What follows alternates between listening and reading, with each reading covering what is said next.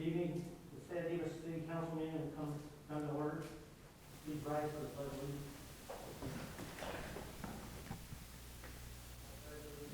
To the flag of the United States of America and to the republic for which it stands, one nation, under God, indivisible, with liberty and justice for all.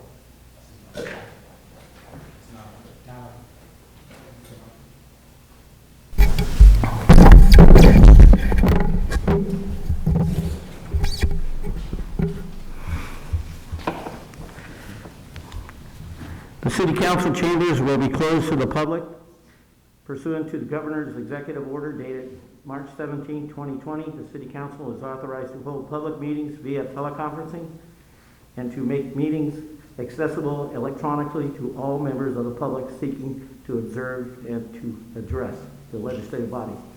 All Brown Act provisions that require a physical presence of a city councilman or public for the city council meetings are waived. Ken, you talk about our procedure today. Yeah, so the city council had the option of phoning in or being present at the city council meeting. Councilman John Ebner is attending the meeting via phone conference call, and the other 4 council members are physically present. If there is any vote that needs to be taken, that means that we would require a roll call vote on any of those actions. As far as public participation, the public had an opportunity to send email questions in prior to the meeting. We have not received any email questions to this point. The public is allowed to call in, is encouraged to call in and provide any public comment during either of the 2 oral communication periods at the beginning and at the end of the meeting. If you'd like to call in and ask a question or make a comment, you can call 909-394, find my number, lost it, 394-6206. That number is also on the screen for the television as well as the streaming, and that'll remain on the screen throughout the meeting. There is about a 30-second delay between the live meeting and the broadcast, so we will, once we ask for comments, we will wait about 30 seconds to allow time for people to call in. If there are more than one person that calls in, we will put you in a queue and you'll be patched into the city council chambers when it's your turn. Mr. Mayor, can I make a comment? We do have one public comment through email when we get to oral communications. Oh, I'm sorry, okay. Okay, this is John. Oh, yes. I was just going to say that Ken is coming through loud and clear, so Ken, strength of your voice is a model for everybody else to follow, just to let you know. Thank you. All right, and as everybody knows, John Ebner is teleconferencing in, so just so you know that. So all oral, like Ken said, all votes will be voice votes. Oral communications is the time for a 3-minute, under the provisions of the Brown Act, the legislative body is prohibited from taking or engaging in discussions on any item not appearing on the posted agenda. However, your concerns may be referred to the staff and set for discussion at a later date. If you desire to address the City Council on any item on this agenda other than the scheduled public hearings items, you may do so at this time or ask to be heard when the agenda item is considered. Comments on public hearings items will be considered when that item is scheduled for discussion. The public comment period is limited to 30 minutes. Each speaker shall be limited to 3 minutes. And due to the circumstances that we're under here on the COVID-19, Ken Duran will be monitoring the timing, and he'll wave at me or give me a signal when the 3 minutes is over. The buzzer will go off, yeah. Okay, oral communication? So I understand from Deborah that we do have one email communication that came in.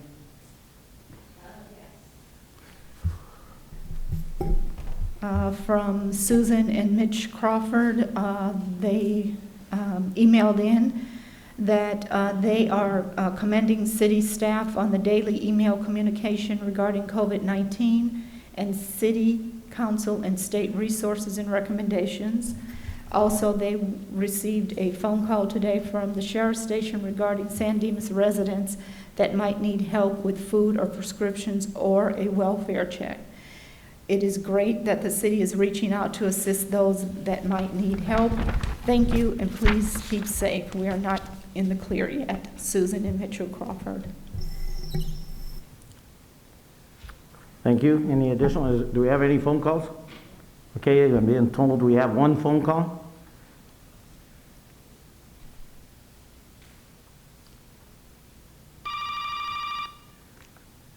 Welcome to the San Dimas City Council meeting. You're live.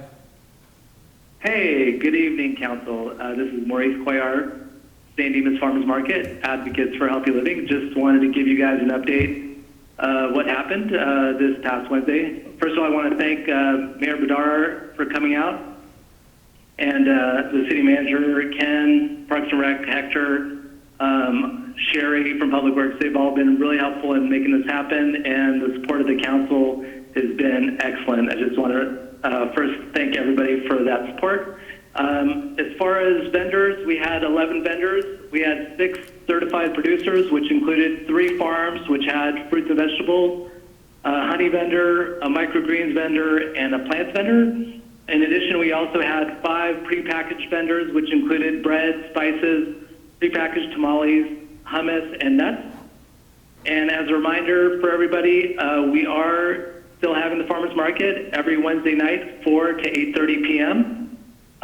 There's also, we've added this week 3 ways that people can participate. One is in person at the farmers market. The second is we're actually offering an online delivery through our website, sandimasfarmersmarket.com. They can find a link to our online shop. And then the third way is online pickup. They can pre-order and then pick it up at the market. As far as reminders for everybody, we still are following the same LA County health rules, which is if you don't feel well, don't come out. We have other ways to get you whatever you need. We also require face coverings, which we have been giving them out if someone does not have one. We've actually been giving them out. You don't touch the produce. The vendors will give it to you. We have wash stations available to wash your hands, sanitizer also. We remind people to have their 6-foot social distancing and also to have quick transactions to keep the market moving. We have the market set up in a one-way oval path to minimize that social exposure. That's about it for tonight. I just want to thank you guys again, and thanks for the call.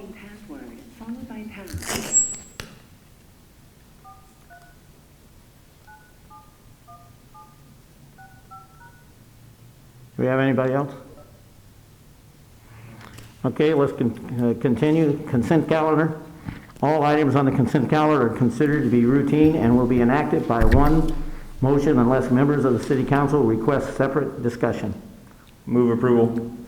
Second. All in favor? Aye. Yes, John. Hello. I'd like to just have the Arbor Day resolution read, and I'd also like Hector, if he has any comments to make about Arbor Day and the and things we're doing, to talk about those. Okay, I think we're going to have some announcement about that tonight. Ken? Yeah, we can have him either make that announcement now or at the oral or the city manager's comments. What would you prefer? Well, why don't, as Deborah's reading the Arbor Day resolution, I'll have Hector come in and he can make an announcement regarding the event. Okay. That sounds great. Fine. Hey, John, I'm sorry I can hear you, but sometimes it's not as loud. I'm sorry. Okay, yeah, that's weird.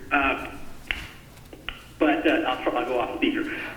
Yeah, so yeah, that's fine with me, the Arbor Day resolution and Hector's comments later on. I think we go get him now? No, we've gone to get him.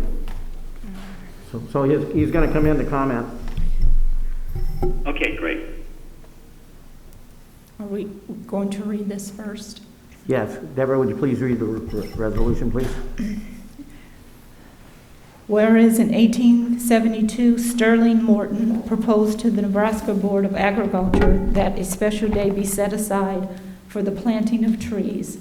And whereas this holiday, called Arbor Day, was first observed with the planting of more than an estimated 1 million trees in Nebraska, and whereas Arbor Day is now observed throughout the nation and the world, whereas trees can reduce the erosion of our precious topsoil by wind and water, cutting heat and cooling cost, moderate the temperature, clean the air, produce oxygen, and provide habitat for wildlife. And whereas trees are a renewable resource giving us paper, wood for our homes, fuel for our fires, and countless other wood products. And whereas trees in our city beautify our community, increase property values, and enhance the economic vitality of business areas. And whereas trees, wherever they are planted, are a source of joy and spiritual renewal. Now therefore I, Eric Emmett G. Bader, Mayor Pro Tem Ryan A. Viana, and Council Members Dennis Bertone, John Ebner, and Eric Weber do hereby proclaim April 25th, 2020 as Arbor Day in the city of San Dimas, and we urge all citizens to celebrate Arbor Day and to support efforts to protect our trees and woodlands. Further, we urge all citizens to plant trees to gladden the heart and promote the well-being of this and future generations. In witness thereof, I, Emmett Bader, have hereunto set my hand and caused the seal of the city of San Dimas to be affixed this 28th day of April 2020. Thank you. Hector Kisserman, our Parks and Recreation Director, would you like to say a few words about Arbor Day? Thank you. Good evening, Mr. Mayor, members of council, community members. Arbor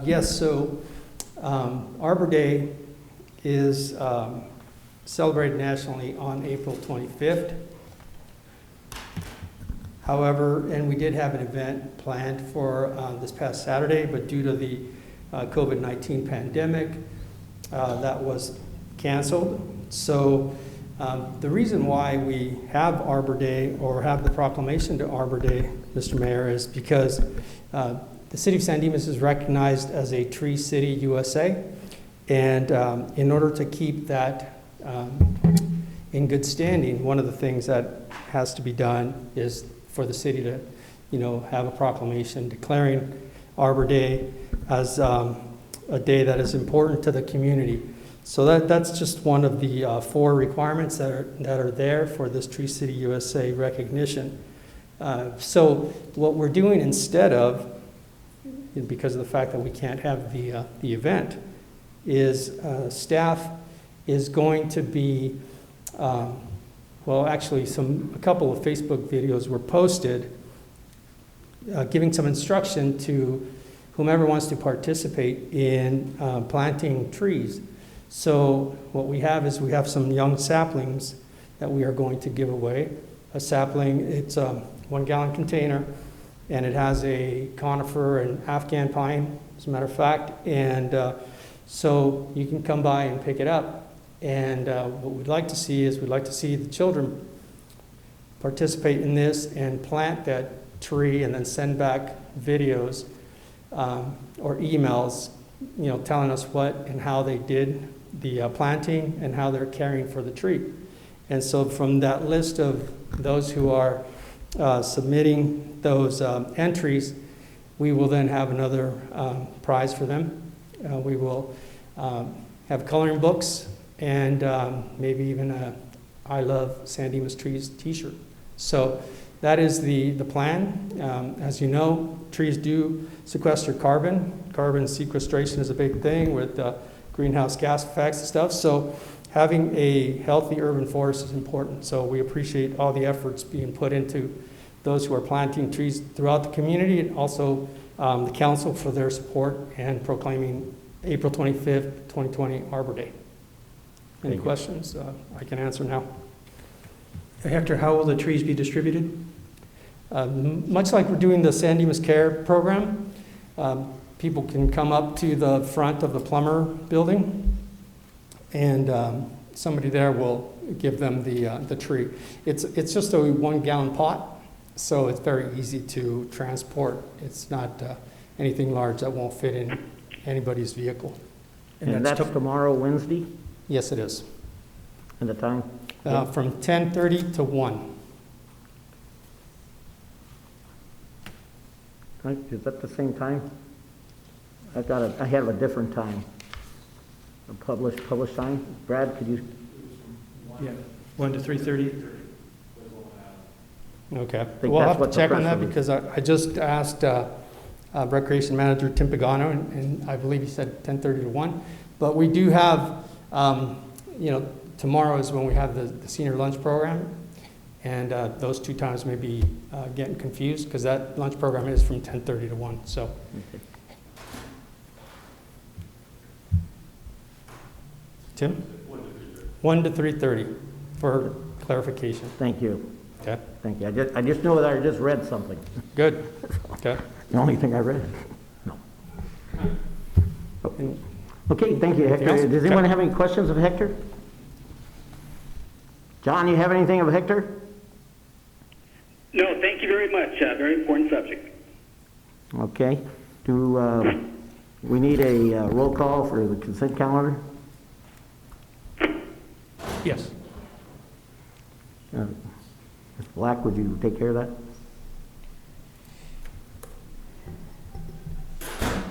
Councilmember Bertone, Aye. Councilmember Ebner, Aye. Mayor Pro Tem Viana, Aye. Councilmember Weber, Aye. Mayor Bedar. Aye. The record will reflect a 5-0 vote for the approval of consent calendar. Okay, we'll move on to other business. Status report of the emergency response continuing operation plan of local government. Ken? Yeah, I've got a number of updates regarding the city's participation and response to the COVID-19 pandemic. First off, the city continues to provide essential services to the community, including public safety, street and park maintenance, conducting building inspections where practical, providing plan checks and inspections for utility and construction projects that are still ongoing, internal operations such as accounts payable and payroll, and providing the community with public information. Services that have been suspended include all public buildings are closed to the public, though we still have staff working out of them and all phone services are operational. Park amenities are closed, however, restrooms remain open. All recreation programs have been suspended. Overnight parking enforcement is suspended, and all public meetings except city council meetings are suspended. The city initiated a San Dimas Cares program a few weeks ago. It's well underway. The program consists of providing meals and groceries and staple supplies through either drop-off or pickup to residents. Various local businesses have donated meals, food, and supplies. In addition, the city collects dropped-off supplies twice a week. The program is coordinated by the city's Parks and Recreation Department in coordination with our community volunteers. If people would like to know how to donate or would like to be a recipient, they can go to the city's website for more details. The Safer at Home orders from the state and the county are still in place through at least May 15th. Both the state and the county have outlined some benchmarks to meet and the steps that would be taken before the orders would be modified. Emphasize modified, because depending on who releases the order, both the state and the county have indicated a slow rollout of modifications to the order. It's not going to be like a light switch where one day all services will be restored. It's going to be a slow rollout, and there still will be stay-at-home and social distancing and masking requirements for an extended period of time. For example, at today's press conference, the governor laid out more details as far as what types of restrictions might be lifted and in what phases. For example, the next phase of relifting of restrictions might be on lower risk businesses and manufacturers, schools, and daycares. Next might be higher risk businesses such as hair salons or businesses where it's hard to avoid close contact with customers. And lastly would be the lifting of restrictions on large gatherings. The governor also indicated that even as businesses are reopened, as I mentioned, social distancing and face coverings would still probably be required. The only hint on the timing of when all this might occur is that the governor indicated that the first phase, which would be the releasing of more businesses open to the public, and open to the public may be that some businesses may only allow for pickup delivery and not in-store shopping. But the indication would be that that phase might be in a matter of weeks. However, he also emphasized the fact that the other phases, phase 3 and 4, could be in a matter of months. So there is no specific time frame. The other thing that's important to recognize is that even if the state relaxes or modifies some of the restrictions, the county may still impose further restrictions. It will be on a county-by-county basis if counties want to continue with more stringent requirements. So we haven't heard, the county did the other day outline their benchmark plan of the criteria that they will use when they make determinations on when they will start modifying the orders, but they haven't given any indication on the timing of when that might occur. We also receive routine phone calls from individual businesses in town asking us when the city will allow their business to reopen. I want to emphasize, and what we tell the callers is that the orders in place are from the state and the county, and in particular the county is the one who regulates when those orders would be modified. We emphasize to them that the city is not in a position to making determinations on what businesses may reopen or when they may reopen. We're following the lead of the county health department, who are the experts in this area. We also understand that some people have expressed that they understand that there are some surrounding cities that are allowing restaurants to reopen. To my knowledge, that's not the case. In fact, we confirmed with Laverne, which is one of the cities that was mentioned, and they have not relieved any restrictions on opening of restaurants. I participate in a countywide conference call with city managers throughout San Gabriel Valley on a weekly basis, and to my knowledge, there is no city that has chosen to relieve any restrictions outside of the county's orders at this point. So that is probably misinformation that is out in the community. However, that doesn't mean that there may be individual businesses who are defying the county and the state orders and operating their businesses in non-compliance with the orders. That may be occurring, and if that's the case, the enforcement agency in the city of San Dimas is the San Dimas Sheriff's Department, and if there are violations, the protocol would be that they would approach the business and issue them warnings that they are in violation of the county's order to not be open. The next item that I want to touch on is, I know the council is aware, and I'm not sure how aware the community is, of a program statewide and countywide, which is referred to as Project Room Key. This is a collective, collaborative effort by the state and the county to secure hotel and motel rooms for vulnerable people experiencing homelessness. It provides a way for people without a home to stay inside during the stay-at-home orders. The County of Los Angeles is looking to secure 15,000 rooms countywide. The clients are not those who have been tested positive for the virus or under quarantine. The clients would be those who are a vulnerable population, such as those who are over 65 or with underlying illness. The clients would be screened by the county LASA, which is the homeless association that handles homeless programs throughout the county, and they would be referred to a hotel. It's not a walk-in basis where somebody can walk up to a hotel that's been identified and check in. They have to be referred by the county to that facility. The hotel is managed by trained professionals with experience in working with the homeless population. It's staffed with healthcare workers and secured by private security. The clients who are at the hotels will receive health screenings on a daily basis. They'll be provided 3 meals a day, and social service workers will work with the clients to try and match them up with needed services. The city has been notified by the county that a hotel in San Dimas is being considered for a potential site. An agreement has not yet been signed, so there is no hotel that has an actual agreement to take in these clients at this point.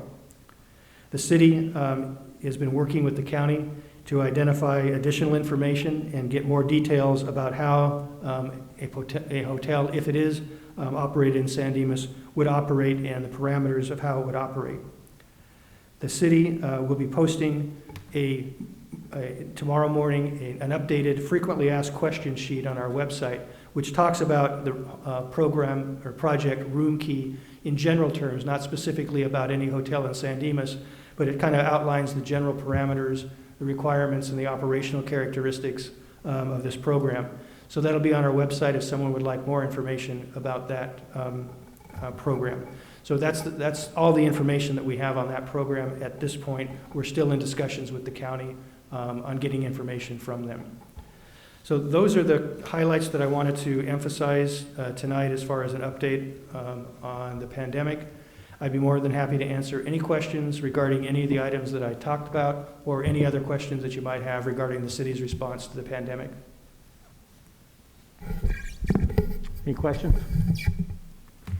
Ken, I'd just like you to touch on the fact that summer is approaching, and I realize the county has all these restrictions in place, and the state and everyone else, but at what point do we need to make a decision on if we're going to continue our summer projects, you know, our after-school care, whatever the programs are we offer at other parks and all that stuff? When do we plan on coming up with a decision on that? It's got to be getting pretty close. Yeah, in fact, I was going to touch on that under my city manager's report, but I'll take it up now because it is related to this. Our city staff has been working on trying to come up with some exploring potential options for some modified programs for summer recreation programs for the summer. Again, it's all contingent, though, on the restrictions, when restrictions might be lifted, what restrictions still may be in place. So our recreation staff over the last weeks have been trying to put together what might be some modified programming. So we're working towards how we would implement those programs, when we might be able to implement them, and what those might look like. But it's all going to be, again, situational depending on when we know when some of these restrictions are lifted. I think what we're looking at is that, you know, within the next couple of weeks, we have to make some hard decisions on some of the programs because of the ramping up period. So what we're planning on is bringing back to the council, if hopefully within 2 weeks, we might know a little bit more about what restrictions might be lifted and what might be in place. And then we can bring back a slate of proposed programs to the council at your next meeting and explain what we're looking at. It definitely would be modified. I mean, there are certain programs that we cannot offer. Others would have to be modified again, depending on, I mean, if social distancing and masking is a continued requirement throughout the summer, that really limits some of the recreation programming. But we want to try and offer, if we can, anything that will be an alternative to the community once they're able to move about more freely in the community. So that's about the best answer. It's I think within the next 2 weeks we'll probably know a little bit more, but at least we're positioning ourselves that when the time comes and we may be able to offer something, we'll be able to roll that out. And it probably will be that it'll be rolled out in phases. It may be that one type of program we can start at a certain time, then maybe in a couple of weeks, when new restrictions are lifted, we might be able to roll out another program. So it's not going to be like in the past where, June 1st, we roll out all of our recreation programs for the summer. And I think clearly the direction that we're hearing is that large gathering events are probably going to be restricted at least through the summer, if not through the end of the calendar year. So that could impact some of our very large events. But again, we won't know that until some of these restrictions are lifted. Okay. Any questions? Yeah, I can. A couple things. A few meetings ago, we presented on the continuity of operations plan or continuity government plan. Is there any update on that? I know we were going to update some elements of that. Yeah, and I know staff has been working on that, but I don't have the status of what that is. But I know staff has been working on it. Okay. And then I think in the same meeting, we talked about remote capabilities for council, potentially looking at Surface Pros or iPads. I know there was discussion or a presentation or in a packet or something that there was more equipment, or maybe one of your updates that staff received. I'm not aware of anything that's come to council, so is there any update on what a remote capabilities plan would be? I know cities like Glendora and others are using Zoom video conferencing for their continuity of government plan to a certain degree, and in honor of Arbor Day, to save some trees, perhaps I'm fine going digital without having to keep killing paper. Yeah, and we'll continue to explore that. We haven't gotten to that detail yet, but I think especially if this continues with this mode of operation as far as council meetings, it may be, and my understanding is that most cities are fully off virtual. Most cities are virtual council meetings now. I think we're one of the few that still actually have live presence. And if we move, especially if we move in that direction, we need to provide you with the tools to do that. Yeah, So we'll continue to explore that. yeah, I'd like that's a priority to me. Yeah. Like quite literally, if something turned for the worst, and even not to be able to see John at this point. I mean, I'd rather the technology's there to be able to have John visually with us. I'd like to see that soon. Another city. Here. Yeah, there we go. All right. And I do know Councilman Ebner's been asking for a tablet type of thing for a while too, so I think it's a good opportunity to make the investment. Other cities, as they prepare for the rolling out, I was talking to a city manager in a city up north this afternoon, and their council has adopted an exposure reduction plan.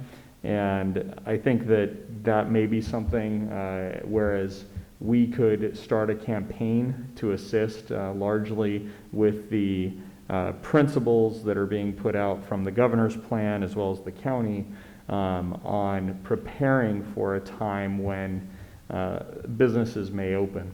And I'm not saying that we need to be in a position to do anything other than what the county and the governor's orders are. But I do think that in anticipation of the restrictions lifting in a phased, systemic process, that we should have some sort of exposure reduction campaign to educate business owners on what they need to be mindful of and what proper social distancing and hygiene related matters they perhaps should adopt when they do that. So if we can start looking at an idea like that or a concept like that to see, I Googled it too, and there seems to be some other cities too that are starting to think a little bit forward about what that's going to look like so their businesses are prepared.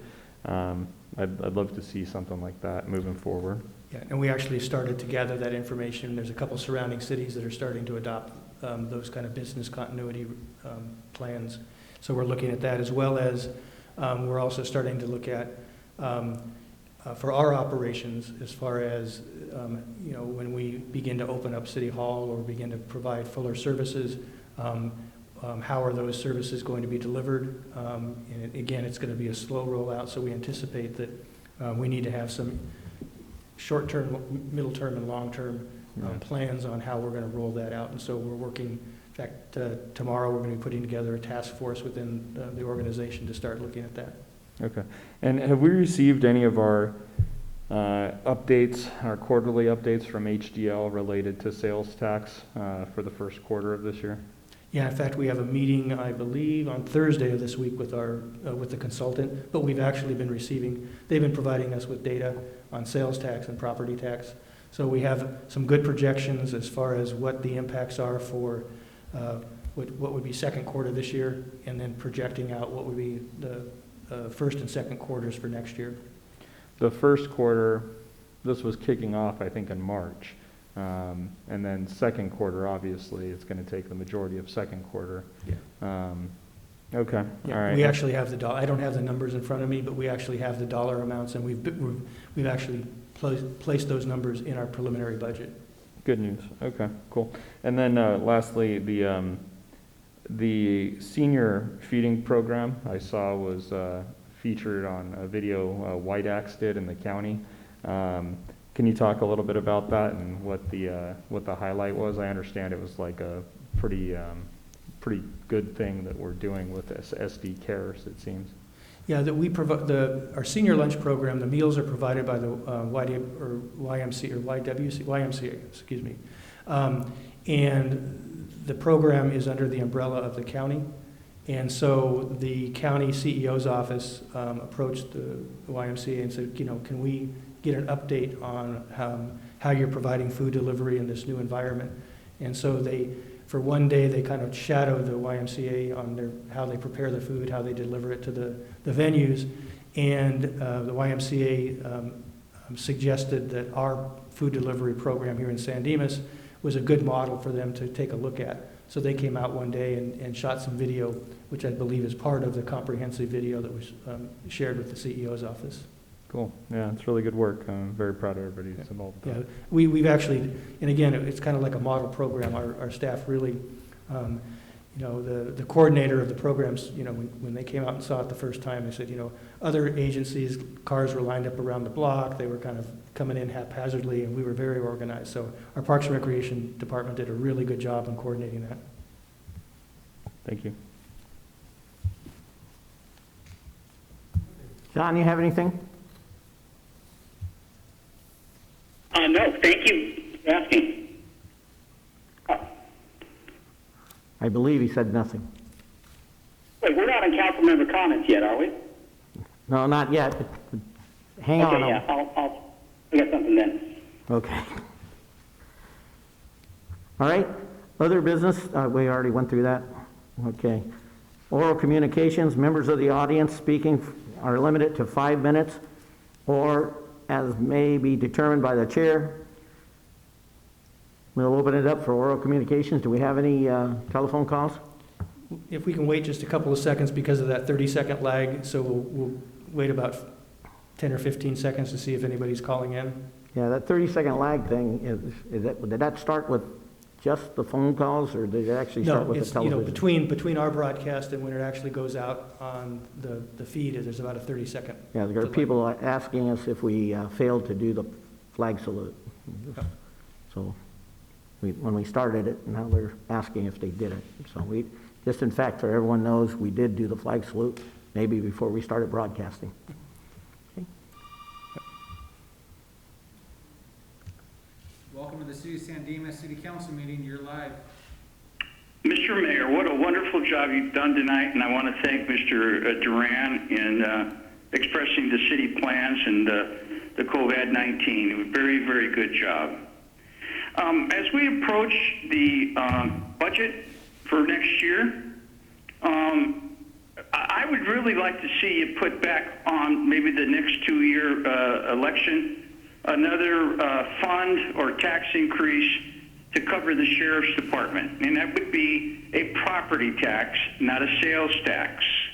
I would like you to start discussing it for the following year, not this year, for the next election, and I would like funds strictly for the sheriff's department, and I would like it to be a property tax. And I think the sheriff is going to have to come up with some sort of a plan of what's required and what's not required. And I'd also like to see that some of the money that we do receive, if it's passed by the residents for the sheriff's department, that they have a reserve also if we have any sort of problems, and that they don't have to take it out of the general fund.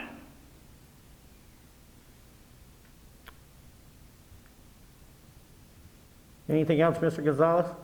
No, sir. I hope you consider my comments, and I don't know when we're going to meet again as Public Safety Commissioner, but there was a couple things I'd asked for at the Public Safety Commission meeting that I'm not sure exactly how and when we're going to be able to get responses of the questions that I asked, but I would appreciate that you let us know when we'll be able to get together, at least, if nothing else, do it by telephone.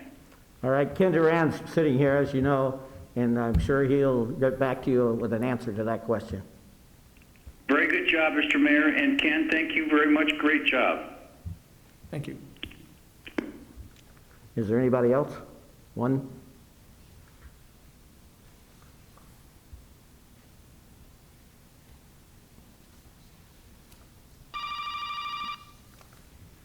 Welcome to the City of San Dimas City Council meeting. You're live. Yes, hi, this is Bobby Mathis here. I want to thank MSR for successfully becoming the mayor. It's great to see beautiful face up there rocking and rolling during city council. Great to have this amazing change. Looking forward, anticipate great things. And that's exciting. Let's see that. And I wanted to, Bobby Mathis, by the way, and for mayor, I want to thank all the people that voted. And they are seated, prevailed. I want to congratulate fantastic human being, and I just want to thank him for helping me accomplish that driveway approach. And Kendra, thank you. We're just got the trivial news, but thank you very much for that. I'll just keep in touch. So, and stay from the coronavirus. Thank you. Okay, take care. Thank you, Mr. Mathis. Any Have a good one. additional? Have a good one. Let's go. Any additional?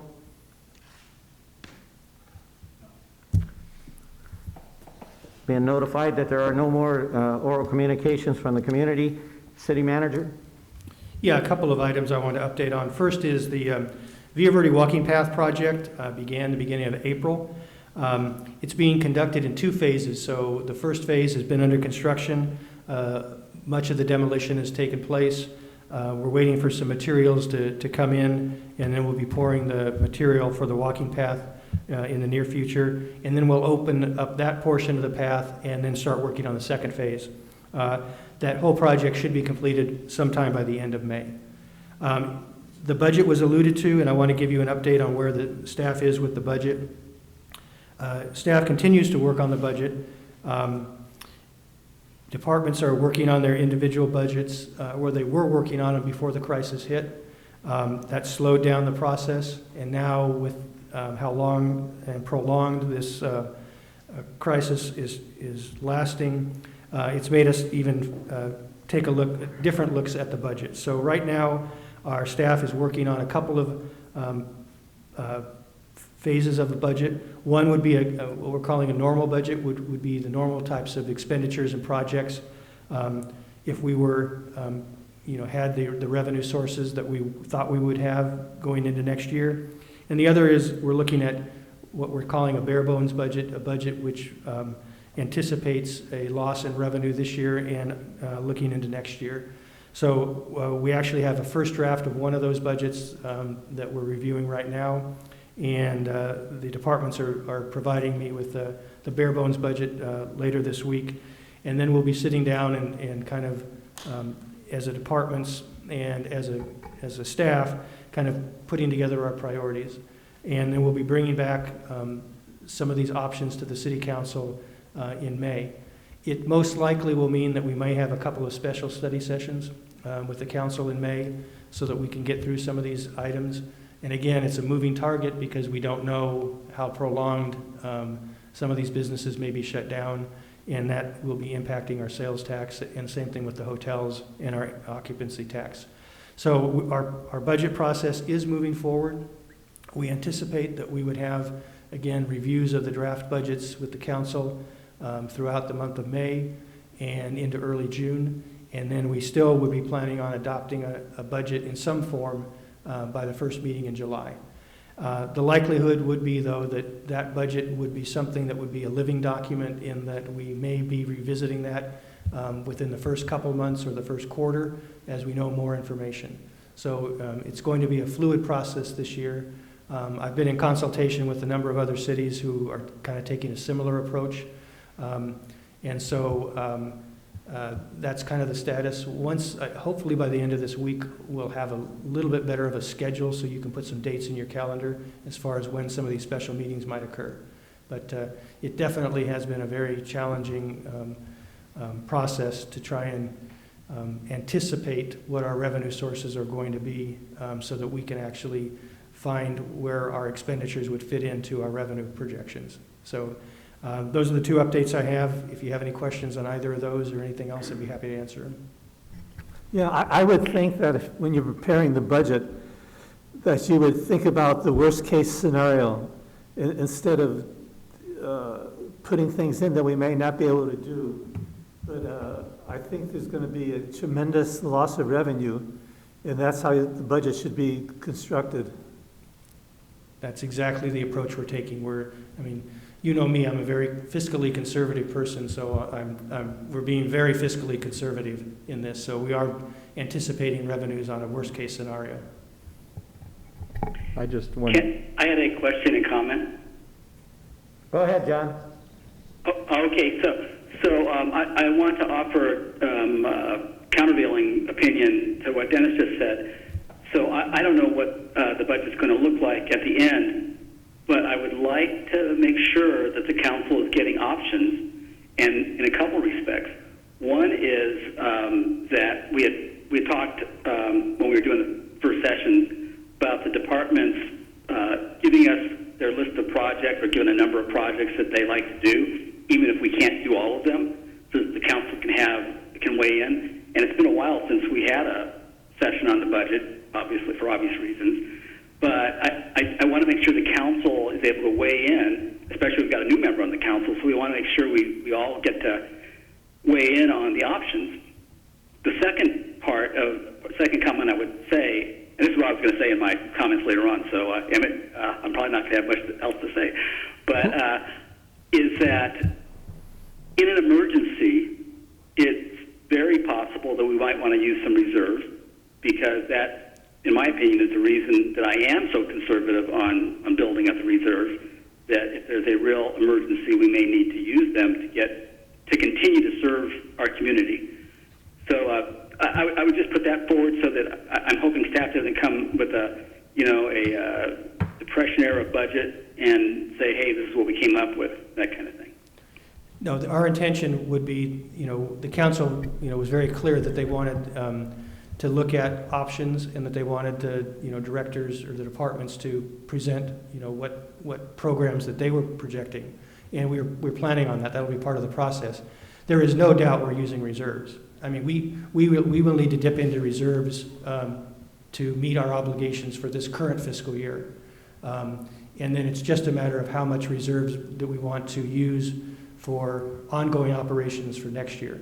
Because our revenue, we were probably looking at reserves for next year, since the measure did not pass, for just our general operating. And with the condition that we're losing a significant amount of revenue, there is no doubt that we will be using reserves. The question is just how much and what projects we want to include, because every project draws down the reserves even further. So that is definitely a given. There's no question, John. I agree. And there's also a point where you go too far into the reserves. And so kind of like one thing Ryan has been talking about over and over again is an audit where we really find out, what are we doing that we don't need to do, that kind of thing. And what are we doing well and what are we doing poorly and all that kind of thing. So there's a lot of different options, using reserves, streamlining, outsourcing, which I do not like outsourcing, as you know, but in emergency times, sometimes you got to do these things, at least temporarily. So that's what I'm saying. Just options galore is what we should be looking at. And the council should really be in there at the table, helping to guide where this thing is going. That's all. Ken, I just wanted to say I agree that we should use some of our reserve, but we should be prudent about it. We don't want to, what do we have, $18 million? We don't want to use it all. I think we have to look to more in the future than just 1 year. I agree. And I'll add, just to piggyback on what Councilmember Bertone and Ebner said, that I do agree that there has to be, and council meetings ago when we talked about projecting finance and recovery pertaining to post-COVID-19, that we have to be able to project the anticipated revenues moving forward. And so I do agree that there is going to be a pull from the reserves in the next budget. I think that probably is going to be finite.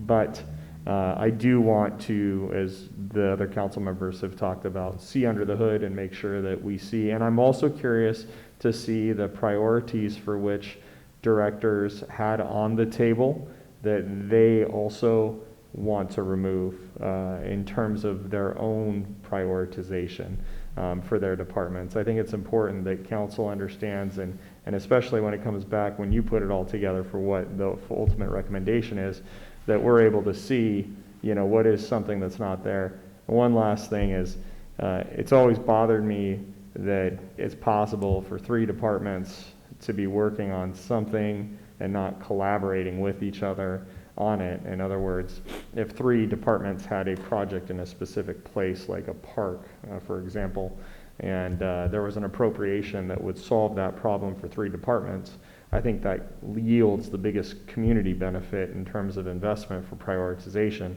But if they're siloed in their budgeting, then they may not be aware of that. And I know when talking to Larry Stevens a little bit in the past, that there was some siloing that, not everyone's aware of what everyone else is working on. So I think now's the time, as John and Dennis have talked about, we need to be smart and, make that dollar work as best as it can for the citizens of San Dimas.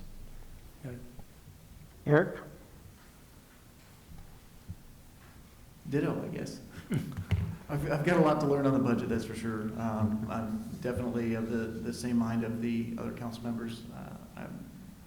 Part of that learning process is going to include what Mayor Pro Tem Viena was saying, is seeing those projects that may not typically make it to us, and seeing the priorities of staff, and I think that's going to be the best way that I can lap up as much of this as I can for the time being. I know our budget's going to be a challenge now and for many years in the future, probably long after my term is up. Thank you. I echo everyone's concerns about the budget. I do know that, a year ago we really talked about, and we started looking under the hood, as Ryan said. And I think even though we are in a bad situation right now, we're spread out all over the world, but I think I'm willing to host several study sessions where we had an opportunity to meet with the directors. Okay? Each one. And like Ryan was talking about, several things, a project occurs. Let's take the community park here, the parking, or the sidewalk. Then we had the lighting, and then start talking about what Parks and Rec might need, to assist them later down line, with electrical and stuff like that. It just seems to me, and I could be 100% wrong because I'm not involved in it, but it seems like Parks and Rec start it, then they get their finish, and then they send it off to Public Works, and then Public Works mess with it a little bit, then it comes back. Wouldn't it be better to have Public Works and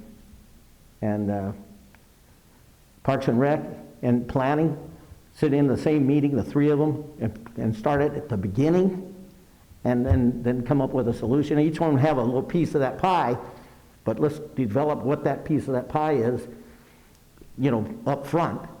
And then what is it? Because I've heard numerous times over the last 13 years, well, we've got to look at it again because Public Works changed it, or somebody else changed it. But if we're starting off fresh and just working at it, I think that's the best way to do these things. And it's very important that we really truly work on the budget where everybody knows what's out there. Let's use an example. Somebody puts in a budget request for $100,000. When it gets down to the paring down, when it comes out of the administration's office, and it's not there, but maybe the council says, we can't give them $100,000, but maybe we should give them $50,000 because we don't want this to continue to go down. Problem is we got lots of projects right now, and deferred maintenance keeps coming up, and that's where we're going to have budgetary problems. So I think we need to truly focus on what we can do to keep our level up so we don't fall so far behind that our parks go down, our streets go down.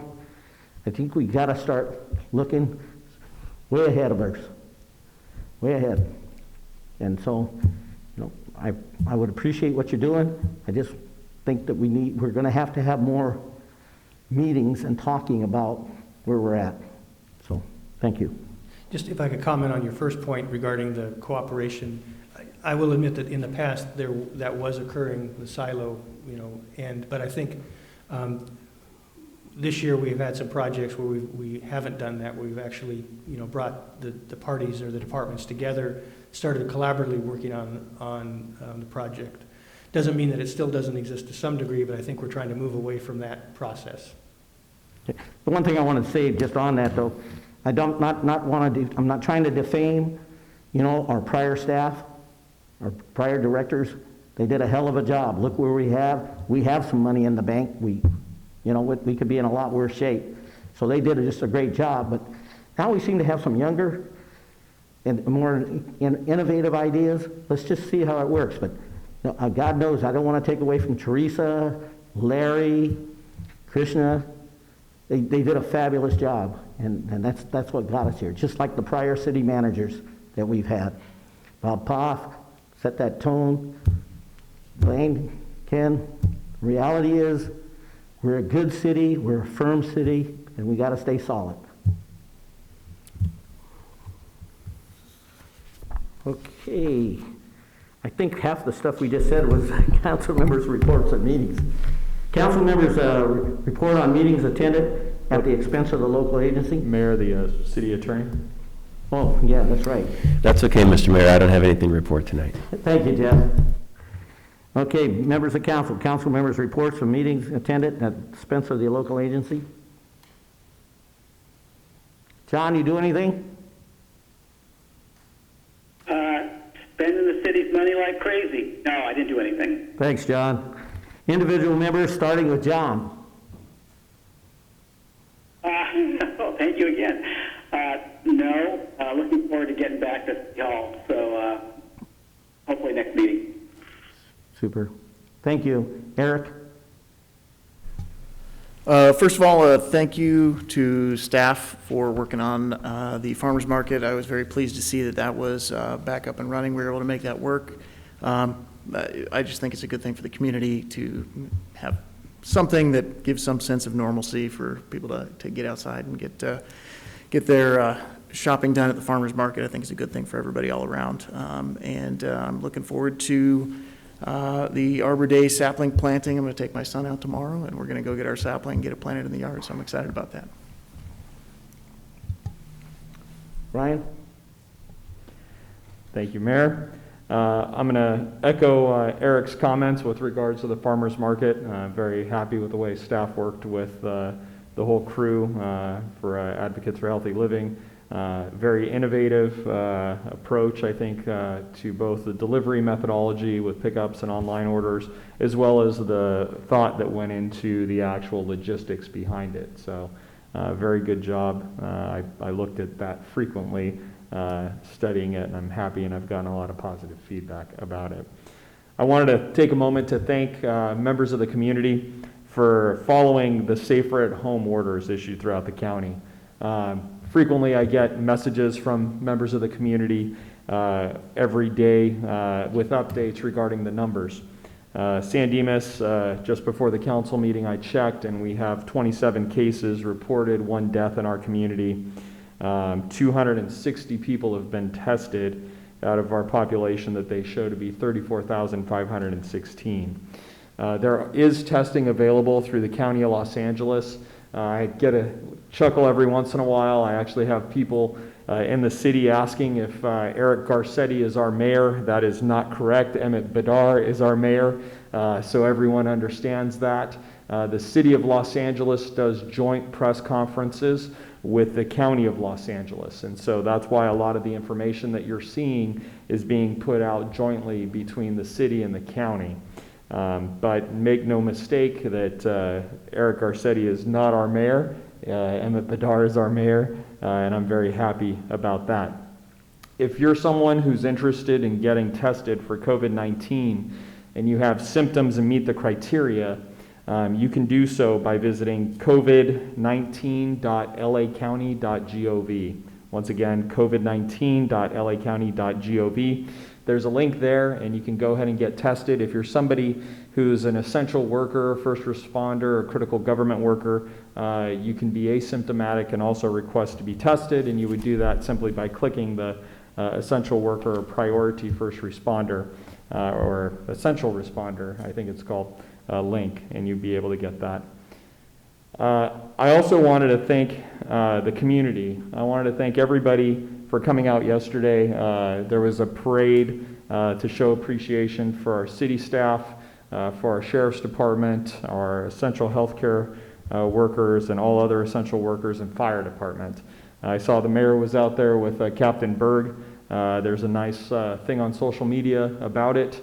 So I thank everybody that's been doing that. I thank the sheriff's department as well and the fire department that have making birthdays and other things special for people when they're stuck at home.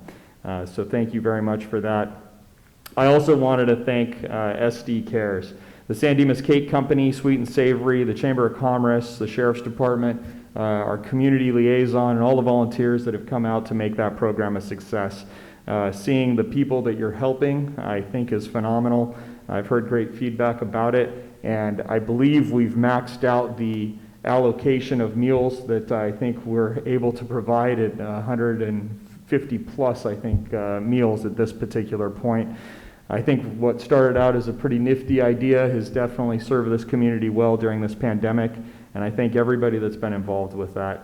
Second to last, National Night Out, I know, has been pushed back, I think, to October.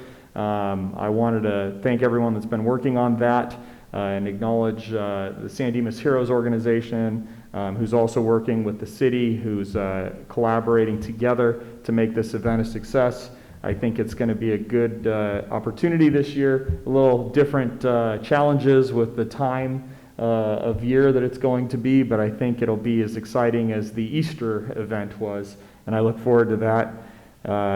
And the last thing, during the last 2 weeks, we have a number of events that come up, and there's all these days and things of that sort that come out. Last week was Administrative Professionals Day, and I wanted to thank our city clerk, Deborah Black.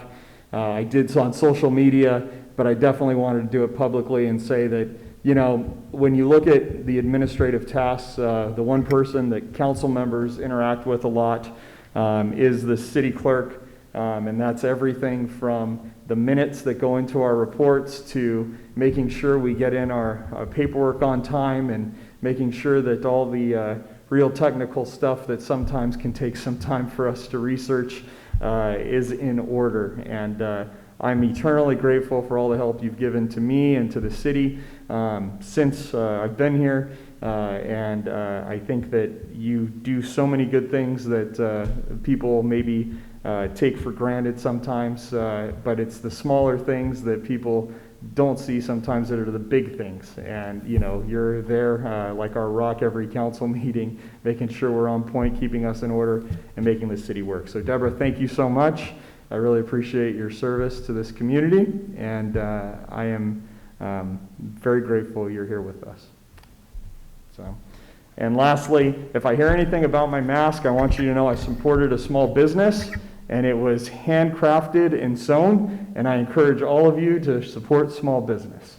That's all I have. Thanks, Mayor. And I like your mask too, Mayor. Yes, I just wanted to remind people, even though the city hall is closed, there are still people working here. So if you have questions, you can feel free to call the city hall and just tell them what department you want to speak to.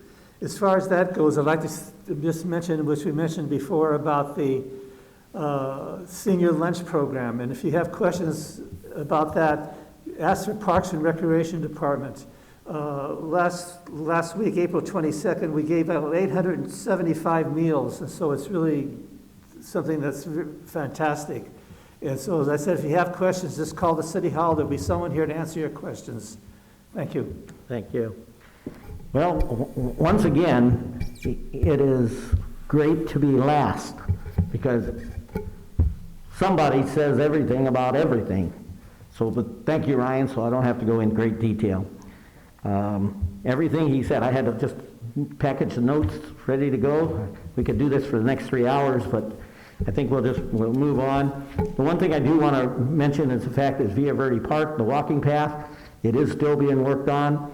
Unfortunately, due to COVID-19, the vendor had a difficulty picking up product, metal, so they've been delayed, but I believe they're starting back this week. And so the project's going forward, and hopefully we can get the second half of the track done soon, and people can use that for walking. Okay? The other question that came up several times today about closed restaurants. Okay? We have several restaurants in town that are doing takeout, drive-by, any way you want to get it, they're doing it. But we do have a few restaurants that have decided to just close. And I want you to understand that the city is not involved in telling them to close or anything like that. It's the owner-operator's prerogative to, if he wants to subject his employees to this or whatever. So we do not have the ability to tell them to open their business and serve food. Okay? You know, one thing I'd like Ken, if later down the line, there's been several phone calls from people who, although we suspended parking on the streets during this issue, some people have called and say, hey, are we having more burglaries because we're letting cars park on the street, or are we having less burglaries? I'd like to maybe get a report from the sheriff if there's been an uptick, because there are certain people out there who would like us to just waive totally the parking requirement, and they want to know if crime has gone up or gone down.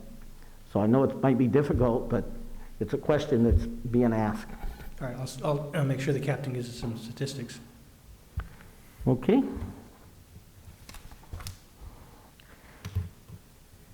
Okay, after we adjourn tonight, we're going to go into closed session. We have conference with legal counsel, anticipated litigation. Conference with legal counsel, anticipated litigations, and public employee performance evaluations titled the city manager. We are ready to adjourn? Ready to adjourn. Adjourned.